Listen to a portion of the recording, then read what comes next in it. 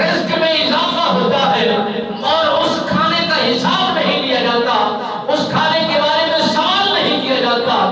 جب یہ عادتیں ہماری ہٹ گئی ہیں اور ہمارے رزق میں کمیاں بھی اتنا آ گئی ہیں، اگر رزق کے اندر فراوانی اتنا زیادہ ہے،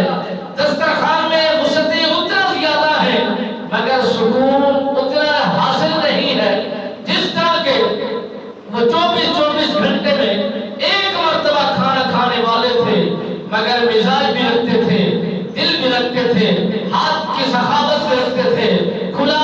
مزاج بھی رکھتے تھے اور لوگوں کو کھلانا بہترین اعزاز سمجھا کرتے تھے۔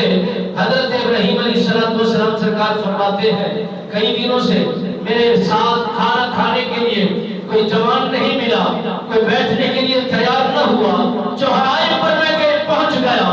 جا کر کے میں نے انتظار کیا کوئی مسافر آئے گا، اپنے دسترخوان پر بٹھاؤں گا، کھانا کھلاؤں گا، رب رحمان راضی ہو جائے گا، میری زندگی میں اضافہ، رزق میں وسعت اور گھر کے دسترخوان میں برکت، یہ ساری خوبیاں حاصل ہو جائیں گی۔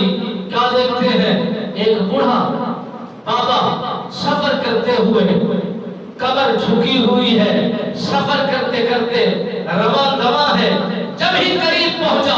حضرت ابراہیم علیہ السلام سرکار نے آواز دے کر اپنے قریب بلایا،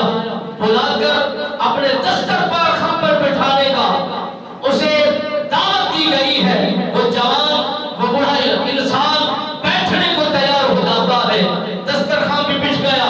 کھانا بھی لگ گیا، کھانا پہنچا دیا گیا، اجازت بھی مل گئی کہ کھانا تناول فرمائے۔ اب وہ جوان اور مسافر جو انسانی روم میں تھا،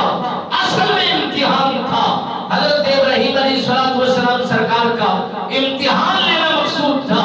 جو امتحان دیتے ہیں ہر گھڑی شکرانے میں رہتے ہیں، ہر گھڑی اللہ کی حمد میں رہتے ہیں، اللہ کا شکر بجا لاتے ہیں، وہی قابل انسان ہوتے ہیں، وہی کامل انسان ہوتے ہیں، وہی بہترین انسان ہو جا کرتے ہیں۔ اللہ کو راضی کرنے کے لیے حضرت ابراہیم علیہ السلام سرکار نے حجر میں سفر کیا، ہجرت